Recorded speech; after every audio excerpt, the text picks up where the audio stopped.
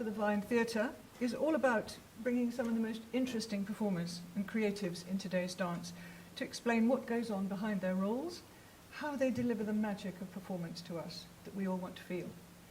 And today I'm not going to say anything immediately about our guest until we've watched the final scene of a certain film. Come on! Show's just started.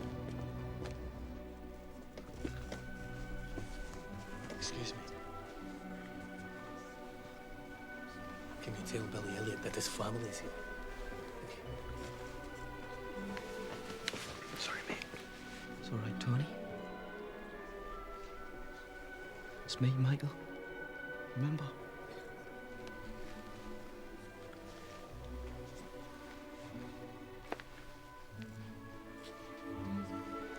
It's Michael. What bloody hell are you doing here? I wouldn't have missed it for the world.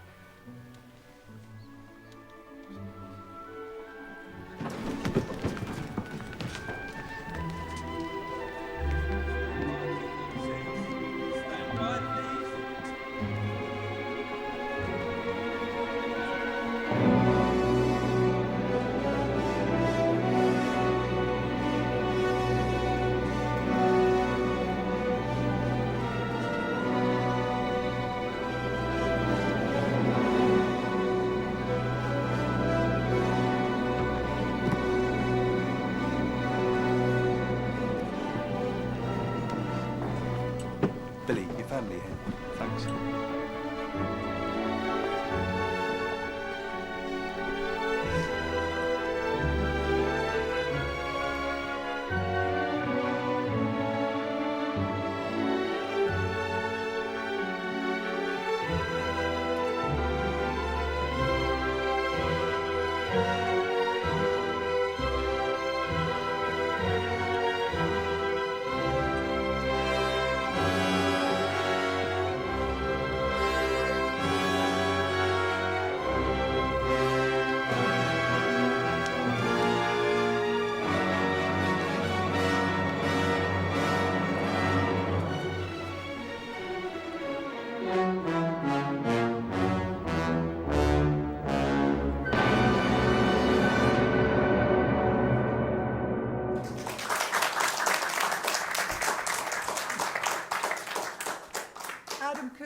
Welcome.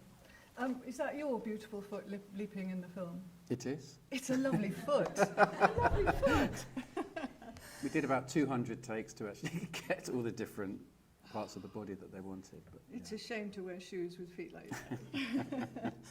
Adam Cooper was born in 1971 and very unusually was one of two brothers who became enormously successful dancers. Adam's fame rests on both his stellar early career at the Royal Ballet, where he was known to be a favourite partner of all the ballerinas, but perhaps particularly the very picky French superstar Sylvie Guillem, about which we'll be talking. And he then leapt over the classical barrier to become the iconic male swan in Matthew Bourne's now legendary version of Swan Lake, in which a prince falls not for a swan queen in a tutu, but for a very rough male swan in feathered breeches and beautiful bare feet.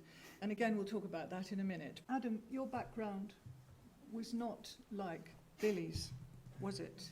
It was not like Billy's at all, no. I mean, for one, my brother, that's Simon there on the right and me on the left, my brother and I had incredible support from our parents. I mean, my mother was very interested in, well, she did amateur dramatics, so she was sort of interested in theatre. My dad was a musician, and the reason that we started dance, well, one of the reasons we started dancing was because he used to play the piano for the local dancing school in Tooting. And so it was kind of an easy transition when we decided we wanted to start tap dancing because we wanted to be Gene Kelly and Fred Astaire. We had the route into going to dance classes so easy because our father was playing every Saturday for this dance school. So, of course, it was quite an easy step to then start dancing. And you started with tap? Yes. Jean Winkler School, she must have been so proud of where you got to. She was. I mean, yeah, it was. I suppose it was quite unusual for dancers from the Jean Winkler School of Dance to end up as sort of leading dancers in in companies in the UK. So I think she was, and especially as it was two boys as well and two brothers, you know. Did you and Simon have the same inspirations? We did, yeah, and we loved all the same things as we were growing up. We used to watch Michael Jackson videos again and again and again. As I said, you know, Gene Kelly, Fred Astaire films, even, you know, people like Prince, another pop star who was a great dancer. I mean, we were always drawn to the same kind of people, the same sort of music, the same sort of films. We were very similar. Not ballet? Not at that time, no. I think that came later. I think we were at arts educational school between the ages of 11 to 16. That's me there in the middle. Whilst we were there, we got to work with English, well, it was London Festival Ballet then, but at English National Ballet now, and we both did Nutcracker as children, and we both did La Sylphide. And I think that was the moment for me, working alongside a ballet company, where I suddenly thought, oh, this is quite an interesting choice. I loved the atmosphere of a ballet company, you know, the daily class and the rehearsals and the amazing dancers and getting to see them on stage every night. So I think that was a kind of turning point for me when I was like, oh, maybe there are other options other than just being like a Gene Kelly, Fred Astaire type. So this was a realisation you had at the Arts Ed, was it? Yes, quite early on. I was about, I think, 12 or 13. But I hadn't decided what I wanted to, you know, which area I wanted to go into. Probably not until I got a job, and not until I got into the Royal Ballet. That was kind of when I thought, oh, this is obviously the path I'm meant to go on. Because up until then, I could have done any number. I could have gone in any number of directions, whether it be musical theatre, contemporary dance, or ballet. And I think I always found dance a way to express myself in a way I couldn't anywhere else. I'm quite a shy person naturally, and I think that being able to express myself on stage and particularly take on, you know, characters, interesting characters, whether they, especially the sort of the baddie ones, I think they always appealed to me because it was a side of, you know, a side of me that I can never bring out, you know, in my personal life, but you can kind of, you know, go to town when you're on stage, and that was always quite interesting for me. But also I think the movement, I think being able to express myself in movement always felt something I couldn't do in other mediums, and yeah, it always seemed to be quite a natural way for me to express myself. Did you do sports as well? A bit, but not too many. And actually, when we went to arts educational school, we were forbid from playing football or anything like that. We were sort of, I think the only sport we were allowed to do was swimming or table tennis. That was it. Yeah, so up until then I'd done some sport, but sport never really interested me in the same way that dancing did. I think because it's a purely physical thing, there's no emotion that goes into it. Did you apply for the Royal Ballet School feeling confident that you were going to get in, or was it, did you feel very competitive with your brother, for instance, at the time? Yeah, well, Simon and I weren't speaking at the time. Oh. I think because when you have two people, I mean, we were only a year apart, 13 months between us, age-wise, and to be doing exactly the same thing all the way through your childhood, something's gonna, the pressure got a lot for us. And I think, particularly around that age, 15, 16, going into the Royal, you know, when I was 16, 17, the competition between us was quite fierce. And I say I'm naturally shy. I am. Simon's even more shy than I am, and I was always the more outgoing of the two of us. And I was also taller than him at the time. Being a year younger was not great for him. So I felt quite confident. Having said that, when he got into the Royal Ballet School a year before I didn't think I was going to get in. I was hoping I would, because I wanted to follow him. That's all I wanted to do, was follow him, whatever he was doing at that stage. But I didn't know if I was going to get in or not. I just sort of, you know, the competitive part of me thought, oh, I've got a shot, but you just don't really know. You don't know who else is going to be auditioning, you know, what they're going to be like. So I was pleasantly surprised, I think, when I got in.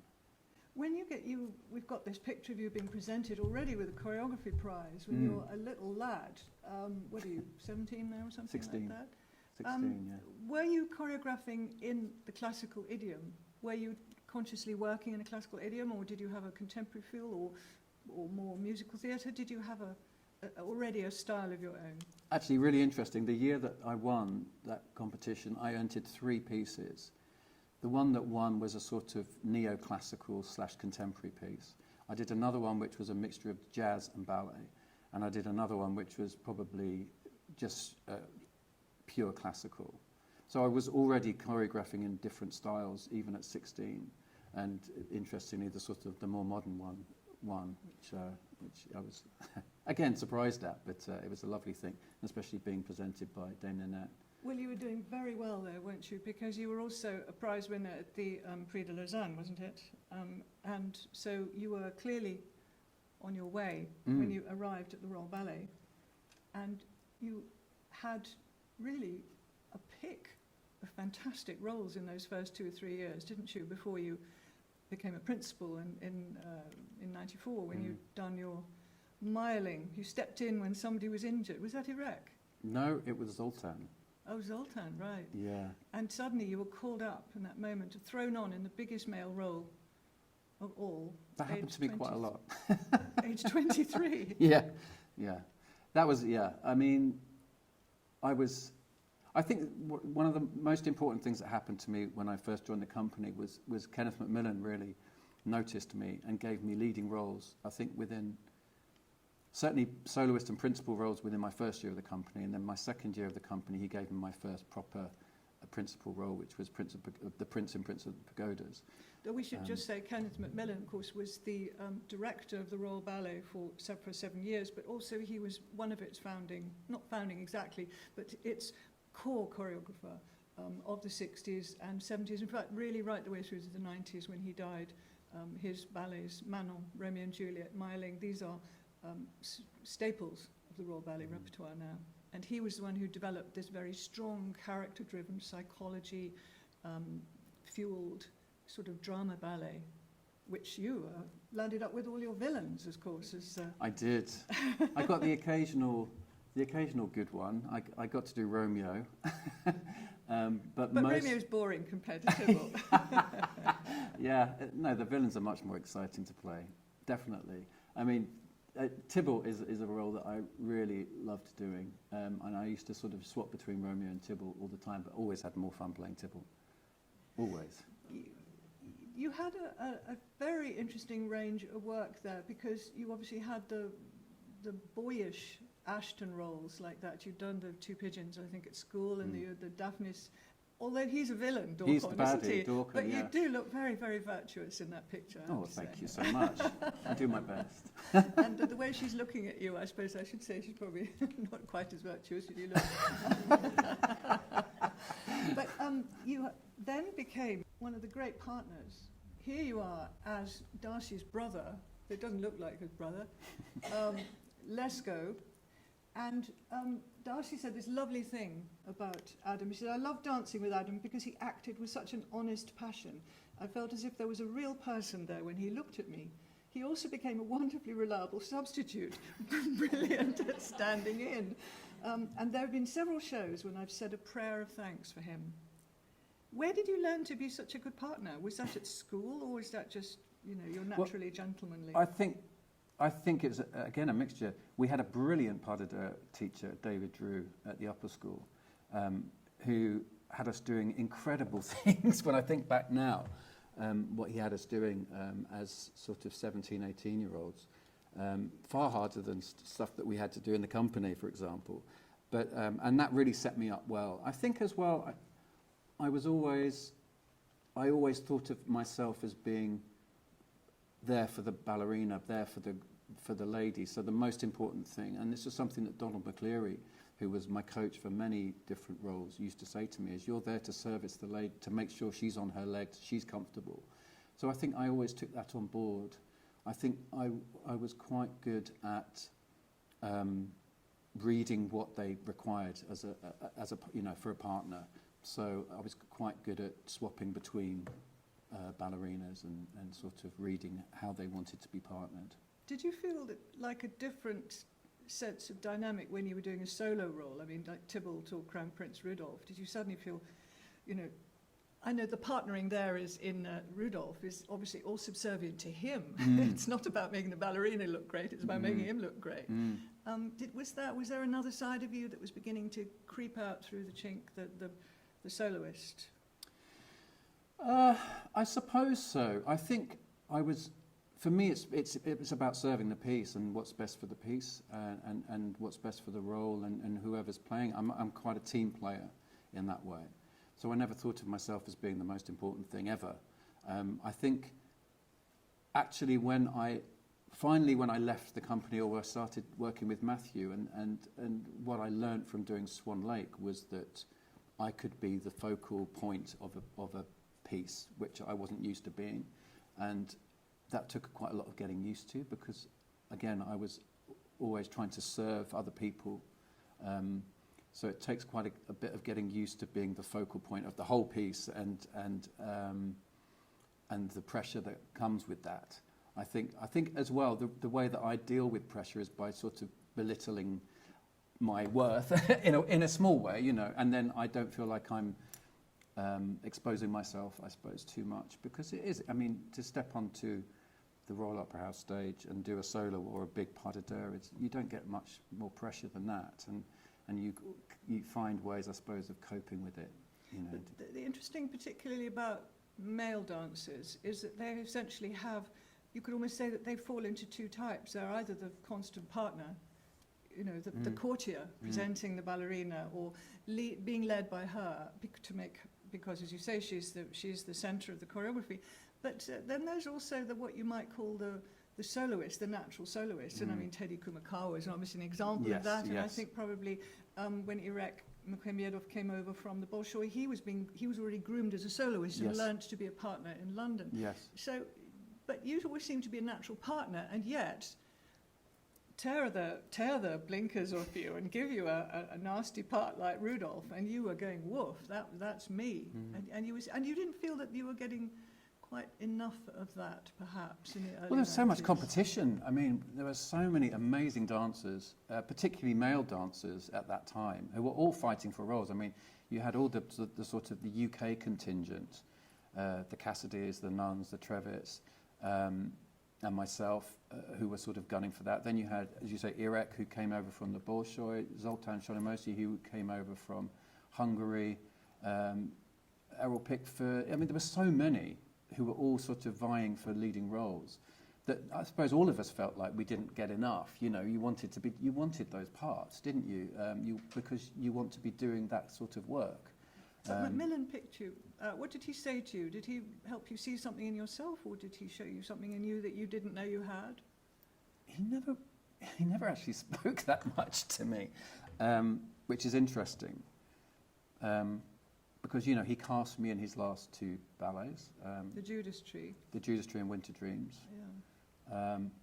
But he never, I mean, you wouldn't get pep talks or much from him at all. I think you learnt how he felt about you by what he gave you to do and how much he trusted you.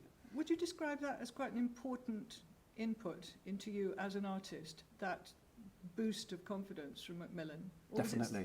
Definitely, because I think what that showed me, I mean, when I entered the Royal Ballet, I had, my last teacher at the Royal Ballet School saying to me, "You will never be a dancer, but you've got a great brain. You'll be a director or a choreographer, but you'll never be a good dancer." So when I went to the Royal, I already had this feeling of, do I belong here? Do I really, is this the world for me? But then having somebody like Kenneth saying, "I want you to play a soloist part, I want you to play a principal part," within a year or 2 years of joining the company, that gave me a huge boost of confidence and made me feel, well, actually, maybe if somebody like Kenneth MacMillan cast me in principal roles at the age of 19, then I must be doing something right. And so I owe him a lot, I think. And I imagine a boost of confidence when Sylvie said, How did that happen? It's a funny story, actually. I had overslept one day and arrived at the Opera House quite late, and the guy at the stage, lovely guy at the stage door, said to me, "Adam, I think you better go up onto the stage because Anthony Dow's looking for you." And I thought, oh God, I'm getting the sack because I've missed a stage rehearsal or something. Anyway, I walked onto the stage and Anthony sort of beckoned me over to the corner with this very stern look on his face, and I thought, oh, this is it, I'm done for. And he said, I think you better get upstairs quite quickly. He said, Robert Hill, who was another guest dancing with us from America, has torn ligaments in his knee or something, and Sylvie Guillem needs a partner for Tchaikovsky, Pas de Deux and Symphony in C, and she's asked for you, so you better go upstairs and get warm because you're rehearsing with her in an hour or something. So that's sort of how that happened, and I think it was the most scared I've ever been in a studio, walking into that studio with her the first time, because of course at that time she was this creature who'd arrived from Paris, and everybody loved her. You know, she was extraordinary. She was Rudolf Nureyev's protégée. She was, yeah, and she had this kind of don't talk to me kind of aura around her. You know, if you didn't know her, you would never dare to say hello to her. And suddenly I was thrust in a rehearsal situation, working one-on-one with her, and it was. And how did you find her? Did she talk to you? Yes, yes, she did. She was very. The thing I remember about Sylvie was she was a perfectionist. So she wouldn't let anything go in terms of partnering, but even in my solo, like in Tchaikovsky Pas de Deux, when you the Pas de Deux solo coda, she would film the whole thing. We're talking about 92, 93. And nobody videoed rehearsals in those days. I mean, this was something that now everybody does as a matter of course to sort of see how they, to go back and critique themselves. But she was doing it in the early 90s, and I found it excruciating having to watch myself back and see all the mistakes I was doing and see, just how unclassical I was looking at certain points. But the other thing I remember about her was when we were performing together, she had a great sense of humour. But she could also be quite brusque.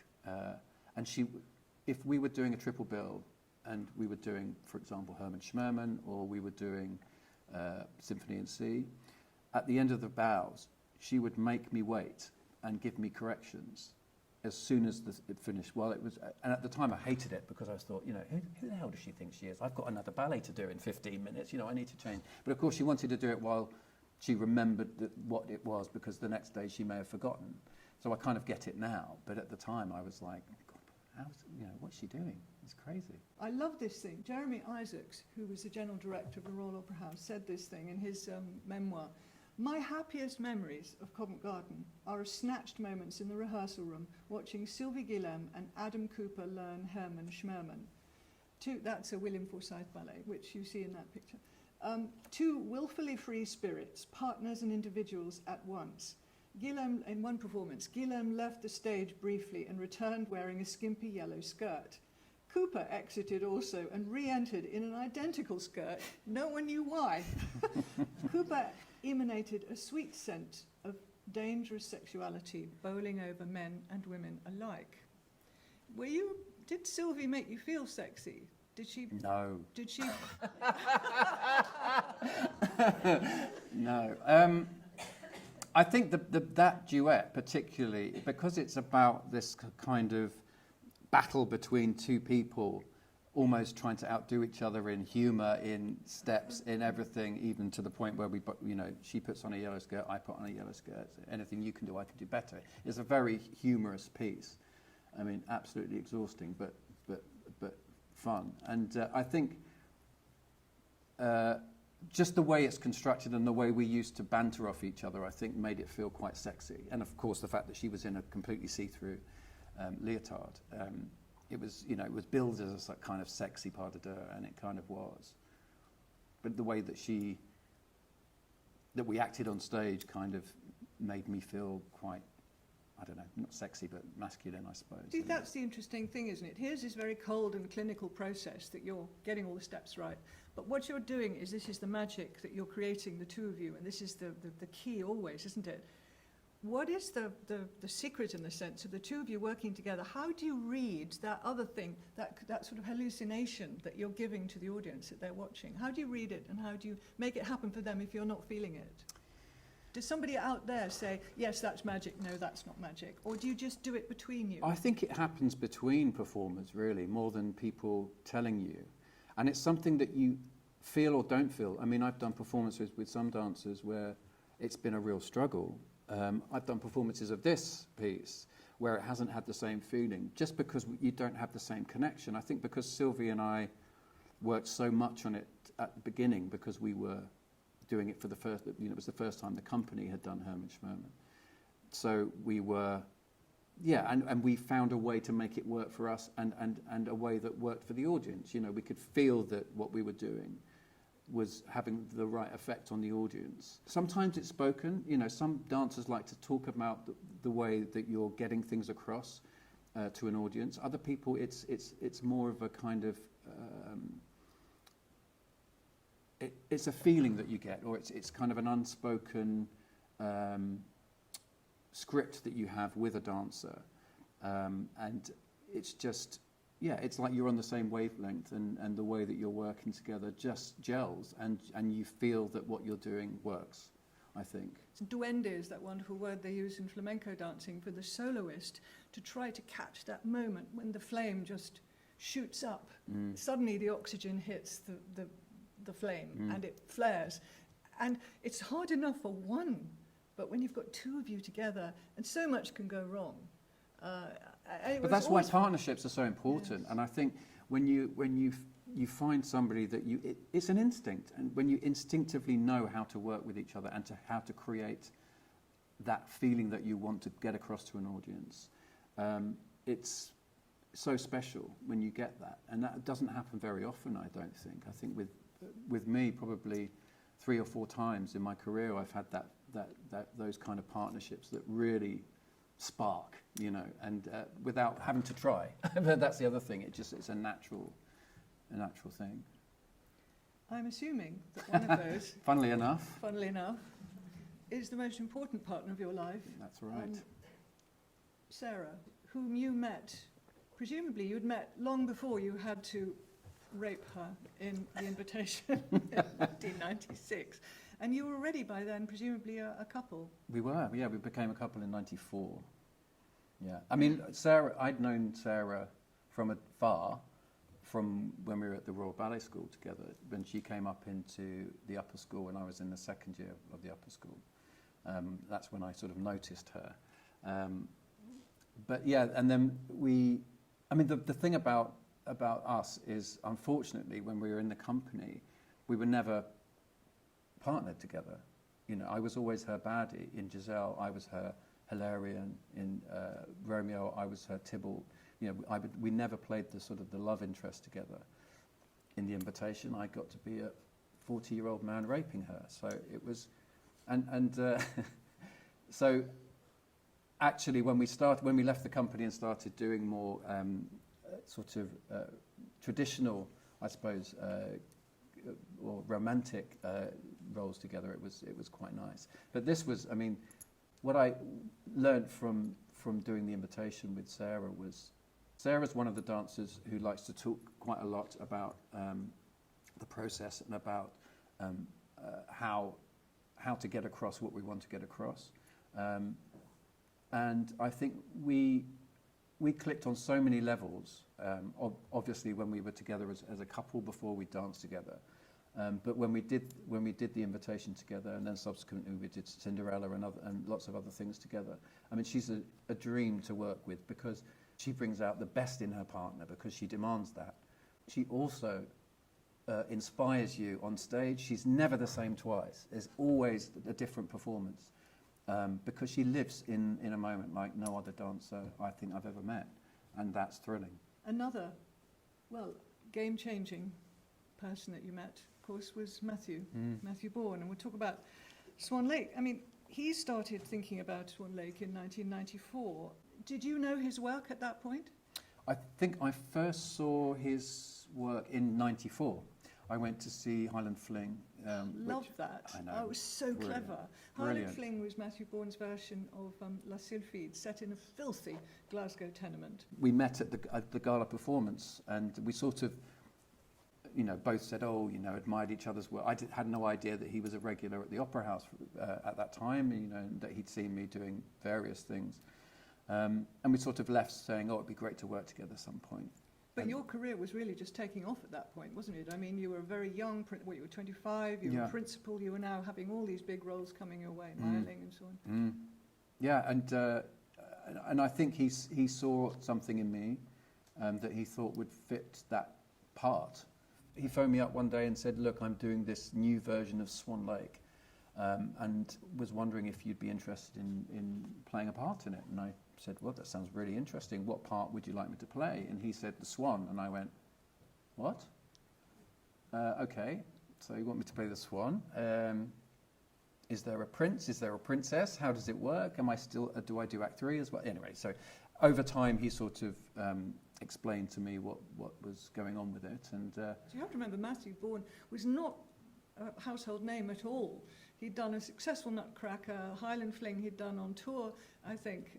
This was, we can look at it in hindsight now, but everything at this point, he was a small, there were lots of British companies, contemporary companies, and he was one of the smaller ones. I think they were originally at that point. He'd amplified them for the Nutcracker, but it was really still small potatoes in the big landscape. And he said, Adam's very manly, and I think it was the way he used his arms that was the most appealing factor for this role. I could also see great intelligence in his work, and Adam had certainly on stage a mystery about him. I know there are a number of points there that I think it's very interesting. I mean, one of the things that comes out first is he said manliness was what he wanted originally in The Swan. I know the story has been reinterpreted in many ways, and we talk about that, but manliness is the first thing. Another thing is the physicality of the arms. And this was something that really drove, I think this is where Matthew's choreography for the Swan was so interesting, because it was arm-based, which for men usually arms were like that, weren't they? Balancing or, mirroring the female or holding her. But suddenly the arms it was Nijinsky, wasn't it? Spectre de la Rose and that sort of lovely, which dancers don't really touch themselves very much. Intelligence, yes, we know about that, but the mystery was interesting because Adam, look, you were clean cut in real life, but you get on stage and suddenly you wrap yourself in possibilities.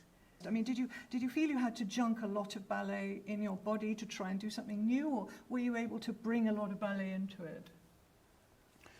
I didn't consciously get rid of the ballet. I think what Matthew was looking for was a mixture of ballet and contemporary. I think because he never said, oh no, don't turn out, or don't stretch your feet, or don't, it was always he wanted me to be dancing in the style that I was most comfortable in, but creating this world and this character and these the Swan movements out of that. I think we did 2 weeks before the rest of the company came in, just to sort of explore the Swan's movement. Because obviously when you have 24 of them on stage, you want them to look good, and you want them to be moving in a way that's aesthetically pleasing for that many people to be doing in unison. As difficult as this adaptation of choreography must have been this undercurrent to the story, that this was a story of gay love, and this story was reinterpreted in several ways actually, but it did become, before long, an iconic story of gay love and was taken on around the world in that sense.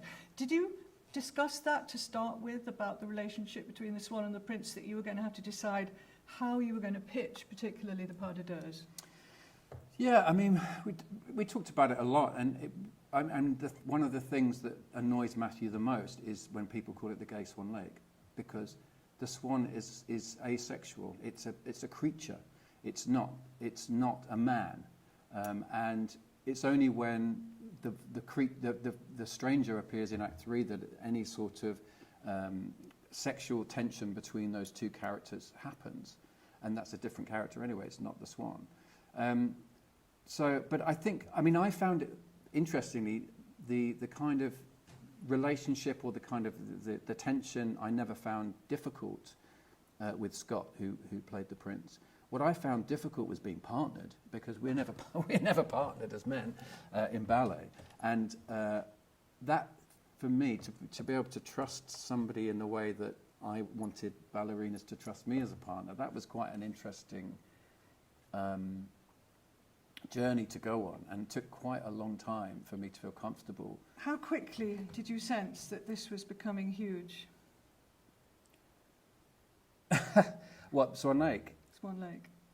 Very soon. I mean, we had queues around the block at Sadler's Wells. We were only there for 3 weeks, I think, 3.5 weeks, and people were queuing up for tickets after the first week. So it became obvious that we were kind of onto something, and totally unexpected. I mean, that was the lovely thing. It was the only thing that was planned. We were doing 3 weeks at Sadler's Wells, and there was a UK tour, of which I was just sort of dipping in and out of, because I was back with the Royal at that point. And that was it. And then suddenly the West End season happened.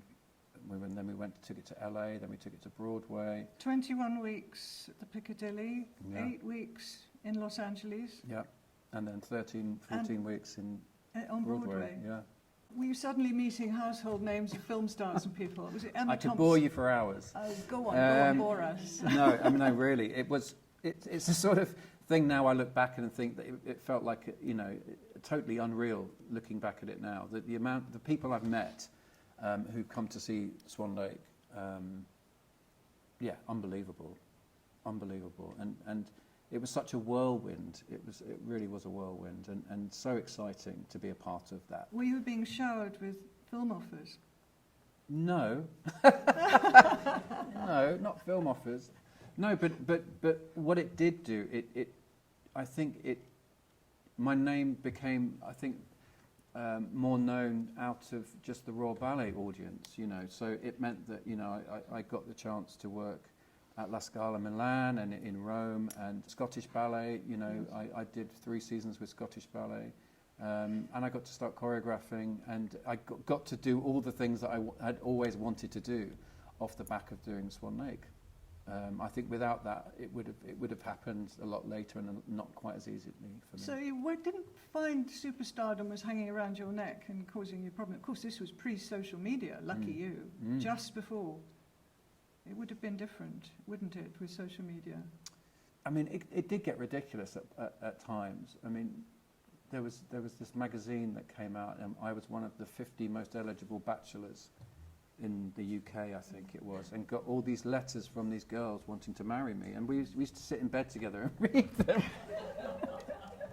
But that was the great thing. We were so we just treated it like, it was funny. It was funny, this whole sex symbol thing, and being in a stable relationship and having that kind of somebody who had been through similar things, and knew what it was like. I think that was so important, because it keeps you grounded totally. That portrait, which was done and it now hangs in the National Portrait Gallery, you look rather sort of... Horrible. Hungry. Hungry. Streetwise, but a bit worried. I look like I'm about to topple over. I mean, that was painted when I was doing Swan Lake at the Dominion Theatre in 2000. So and I just finished with Scottish Ballet. There's a lot going on at the time, so I was pretty tired. So as it was you can pressure. see. It was the pressure you were feeling rather than the fun at that point. Oh, I know. I always had fun. Yeah. But more, a lot of pressure, and just I think what you do when you're young, you just push yourself all the time, and you don't think about the consequences. So anything that came up, I would just say, yes, I'll do that. Yes, I'll do that, because you think, there's that part of you. Dancing is usually a short career, so you think, I've got to take all the possibilities that are being offered to me, and and to my detriment sometimes. For example, when Swan Lake was being performed at the Piccadilly Theatre, I was still working at the Opera House, so I would work from 10 till 4, 5 at the Opera House every day. Then I'd do 3 performances of Swan Lake in a week, and 2 or 3 performances at the Opera House with the Royal Ballet. And that went on for about a month. And then my body just said, you're being stupid. And I ended up fracturing my foot and being off for 3 months. But when you're young, you want to take every opportunity that comes along to you, because you don't know if it'll be your last. it was a very interesting period for male dancers, because right at that point, when you were at the Opera House in the late 90s, about half a dozen of the top male dancers in the company left, which was almost unthinkable. Went off to Japan, really. Was it to form a company under Tetsuya Kumakawa? Mm. And I think you went and joined them after a year or so. But this was all your peer group, and suddenly left the Royal Ballet without any homegrown talent, and they had to shop around and find people. But it was like there was a kind of restlessness, I think, among the men. Did you feel that there was something happening? Was it that ballet was still too female orientated, or what was it? Was it? I don't think it was that. I just the think zeitgeist? we were all quite. I think we just wanted to progress our careers at that time. I mean, the reason I left was because I had the opportunity to work with Matthew, and I knew that Matthew was doing Cinderella after Swan Lake, which he wanted Sarah and I to do. And I think without knowing that, I may not have left at that point, but because I knew that I had work coming up, and I knew, you know, I was talking to Scottish Ballet and other things as well, so I knew that there was always work for me. That's the reason I went. I think that a lot of the UK-based male dance, I mean, we were being sort of touted as these butch, you know, this is the era of the male dancer at the Royal at the time. So it wasn't that we didn't feel that we were, you know, that we were sort of behind the girls at all. I think we all just sort of jumped on an opportunity, I suppose. But things were very restless anyway at the Royal Ballet at that point, weren't they? Because it had been decamped from the Royal Opera House, and there was touring around to big theatres and with mixed results. I think the closure of the house was one of the main reasons why the boys left when they did. A very interesting period. You were invited back to the Royal as a guest star in late 2001 when the new director, short-lived director, Ross Stretton, came in. And by then you had married Sarah, but actually for her it was an extremely unsettling and difficult time then, wasn't it? Because 3 months before you went in, she effectively felt she had to resign from the company because Stretton didn't want to give her leading roles. I wondered what sort of conversation you would have had to have about accepting a big role like Onegin, for instance, at the Covent Garden, when Sarah had sort of felt that she was having to go in the other direction. It was a really awkward time, actually.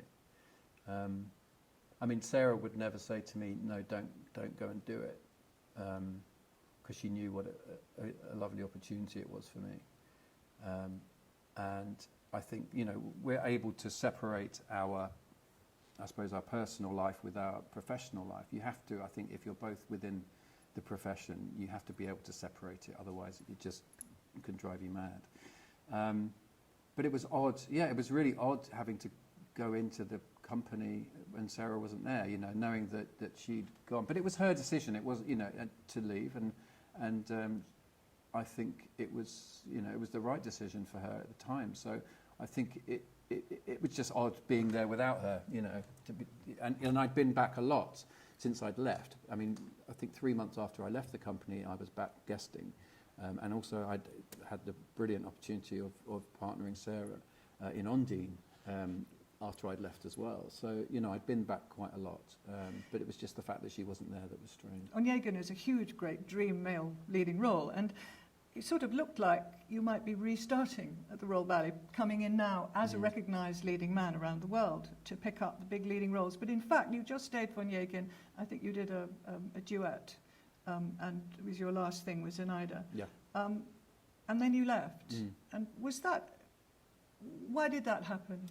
I think what happened for me when I did Onegin was it made me feel that the ballet company wasn't the right place for me, I think.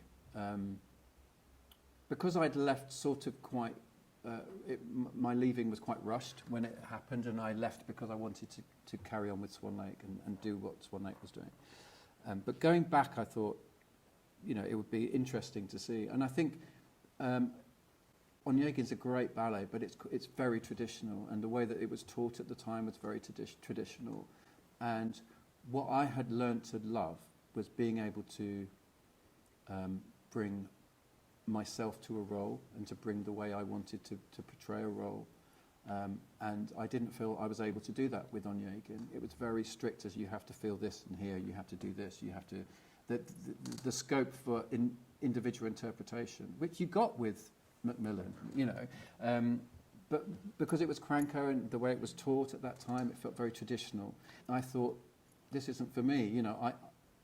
I'd started doing musicals at this point as well, so you know, my world was expanding, and to sort of bring it back to this kind of very, what I felt was restricting as a performer. I didn't want to continue that, so that's why whenever I went back to the Opera House after that, it was only to do modern pieces, like work with Will Tuckett and Zenaida and stuff, and I did that for a few years after that. But I never went back to classical after that.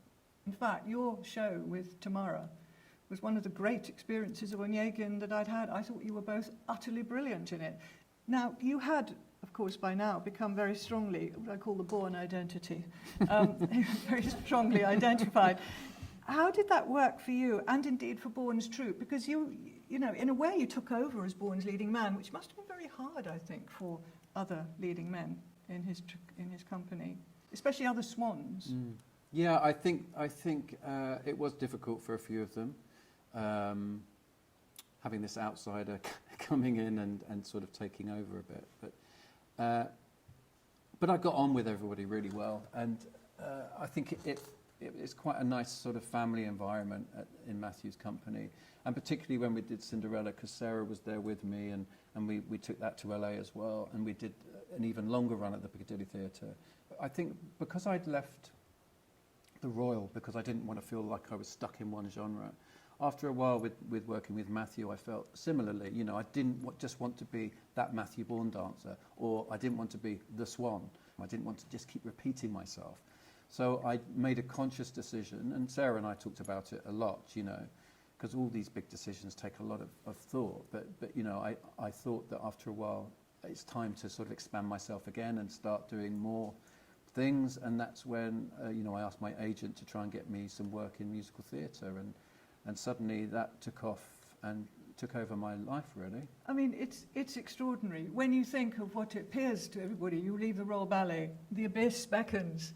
What other future have you got leading one of the great companies of the world? And in fact, when you look back in hindsight, look at that, 20 years of constant stream of indeed very varied work. Some of these you directed, some of them you choreographed, some of them you performed, some of them you sang, acted. Pick out a couple of the ones that were game changers for you.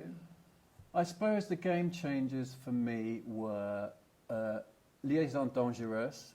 That was a passion project of mine. Since I think it was 99 that I started working on that with Les Brotherston, the designer. We started coming up with a concept for it, and we did a workshop for it in the year 2000, but it didn't actually see the light of on stage until 2005. And was that the result of the John Malkovich, Michelle Pfeiffer, Glenn Close film? That was my initial. That was my initial first encounter with the story, but then I saw it on stage as well. The play, and there was another film called Valmont, which was also done around the same time as the Malkovich one. There were all sorts of, and I read the book as well. So, you know, I'd been working on it a long time, and I had a brilliant composer, Philip Feeney, write an original score for me, which was incredible. And I suppose, yeah, just getting that on stage was quite, because I'd done the concept for it, I directed it, choreographed it, and starred in it. And you had to decide who you were going to be in the story, what kind of... I mean, you're being very beneficent when you're the director and the choreographer. You're giving this all out. But actually, Valmont was the exact opposite, isn't he? And presumably, Sarah was playing Madame de Tourvel. She was my victim. Oh, she was a victim. Oh, right. I thought she might be Glenn Close. She was. Shades of the Invitation all over again. Yeah, exactly. But there was something about that story that I just loved. And, yeah, it was a huge project. And the only shame of it was that we only did it twice. We did it. We toured it in Japan, and then we did one season at Sadler's Wells. And basically, the show, because we'd done it for Japan, the show was so huge. The set was enormous. It's very expensive to tour, so we never got to tour it. But you know, it's one of the things that I would love to revisit at some point. I wonder that tension again. How do you balance that? You need to focus on your starring role in Valmont. You've got to come up with this very complex, rapacious character. the same time as you, the other side of you has got to be working around and saying to other people, you know, coaxing a good performance out of them, making sure that everything on the stage is right, all the things. I mean, how do you balance that? How do the two bits of your brain work to make that happen? Yeah, it's not an easy thing to do. And in fact, I think in hindsight, it's the sort of thing I wouldn't do now. In the sort of early 2000s, I was going through my invincible stage, so I thought I could do anything. So I would direct, choreograph and star in things, and I wouldn't do that now because I think you can't give each area 100% because there's always something that requires your energy. So, and something suffered.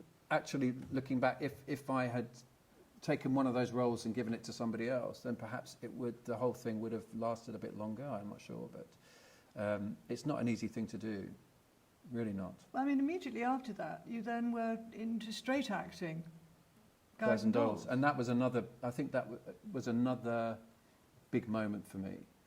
I'd decided a few years before Guys and Dolls, I decided I was never going to do a musical again, and then the chance to do Guys and Dolls came up. And Sarah basically persuaded me to go for the audition. And I did. And it turned out to be, I think, defining for me in a different way. It was the first thing I'd ever auditioned and got that didn't have dancing in it. So because I'd always been seen as first and foremost a dancer, even doing musical theatre, because the musicals that I'd done have been heavily dance-based, you know, Singing in the Rain, On Your Toes. Even the ones I'd choreographed have been quite heavily dance-based. So to be seen as just an actor who sings, I think was quite a big moment for me. And the fact that it was a Donmar Warehouse production, which was a hugely important theatre in London. Yeah. Michael Grandage was the director. I was working with Patrick Swayze, you know, this great Hollywood star. Ewan McGregor had done the role originally. So it was a big deal. And I think that was probably when I thought, actually, I can be seen as a straight actor. And you had to find a voice too. You had to learn new muscles. Well, I've been doing that since 2001 when I'd done On Your Toes. But yeah, it was just the fact that I didn't have dance to rely on as my sort of fallback. I think was.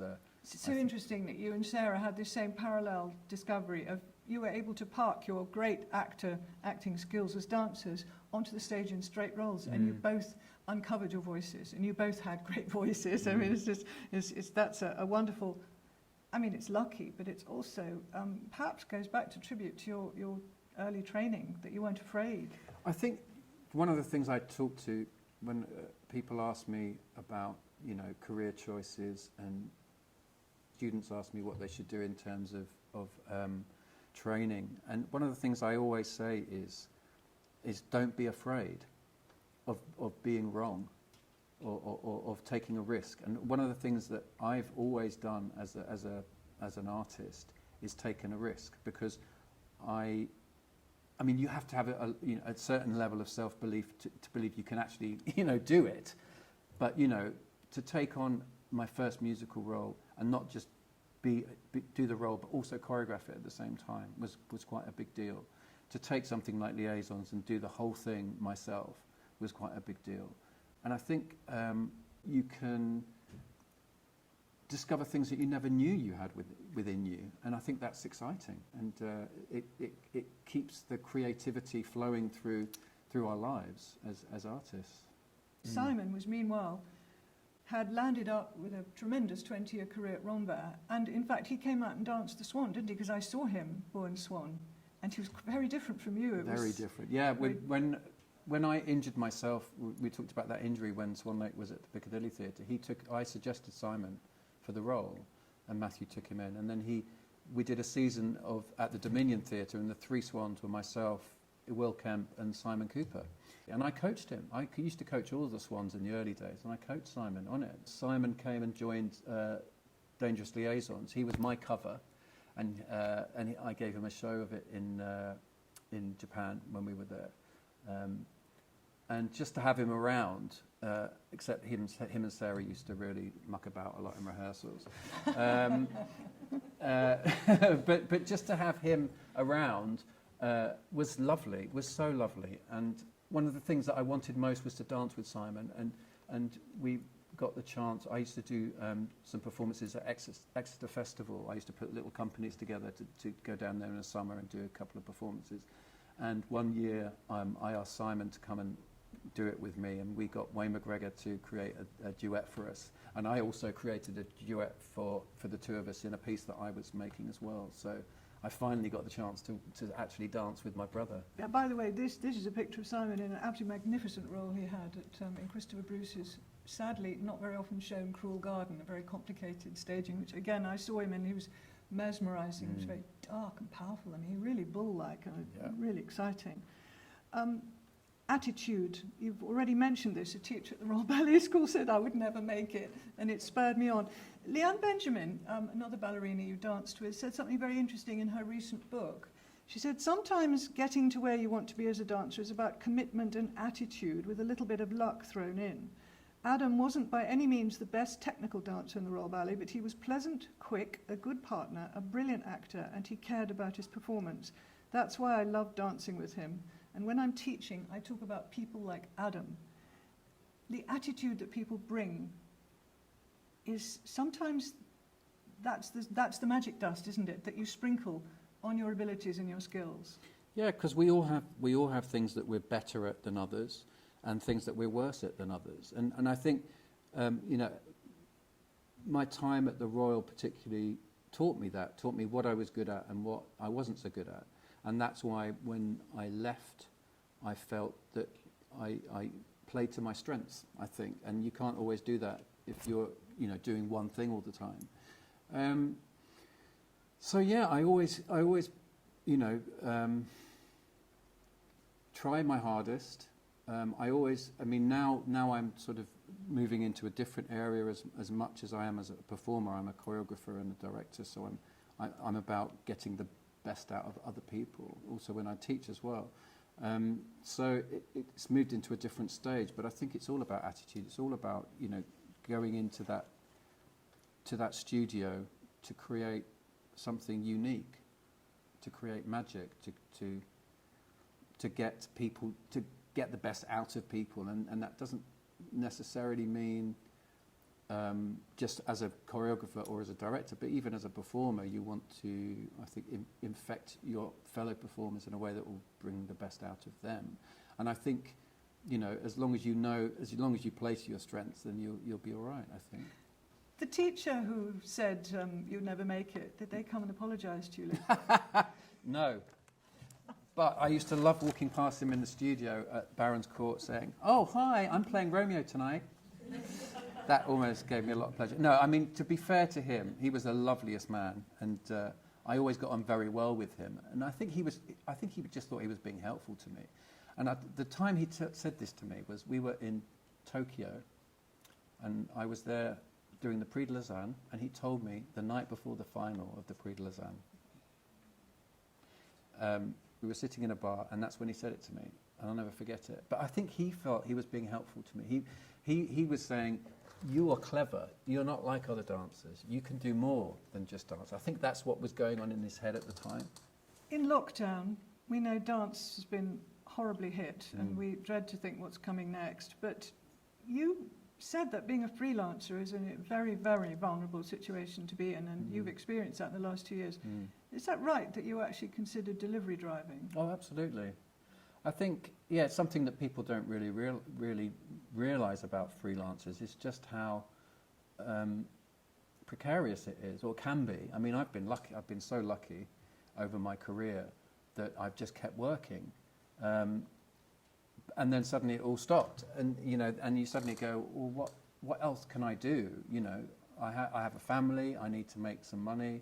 What can I do? So some people within our industry have left the industry and gone to do those jobs and haven't gone back because they don't want to take that risk anymore, which you can understand completely. For me, my life is always going to be theatre. And what I do and creating, and it doesn't matter in which capacity it is.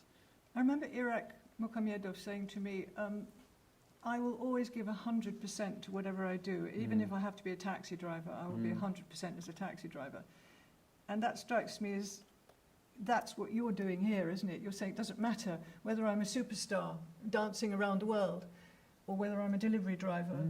It's attitude. Absolutely. And you know, I think we can all get wrapped up in being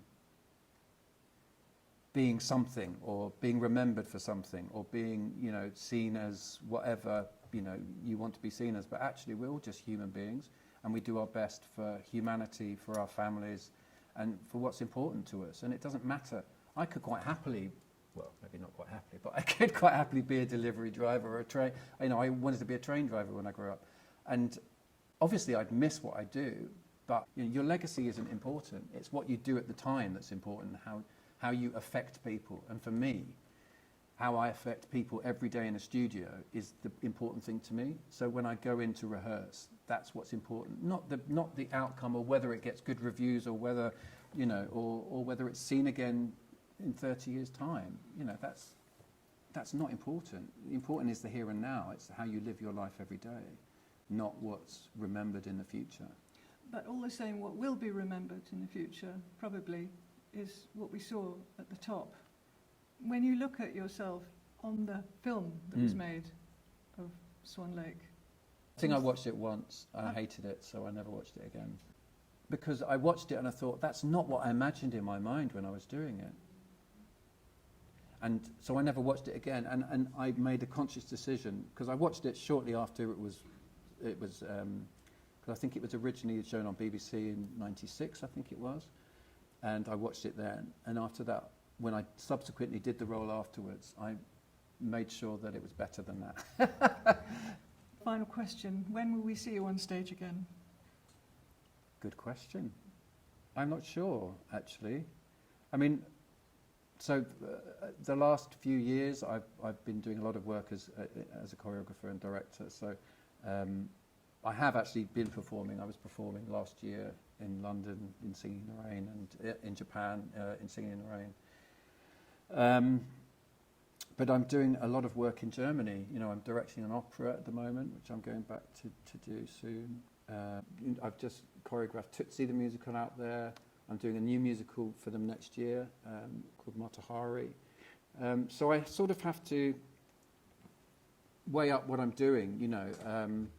I still want to perform, but it has to be the right thing. Now I'm a bit older, and I don't want to be schlepping around in the rain for hours every week, because it takes too much out of me.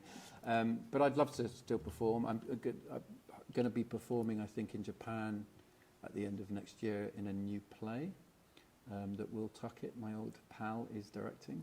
So yeah, I'm doing bits. Whether it will come here or what next I'll be doing in this country, I don't know.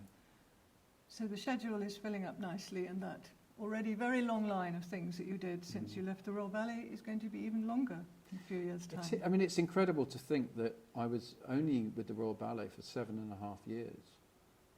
And the list of things I've done since then has been, yeah, I've been incredibly lucky.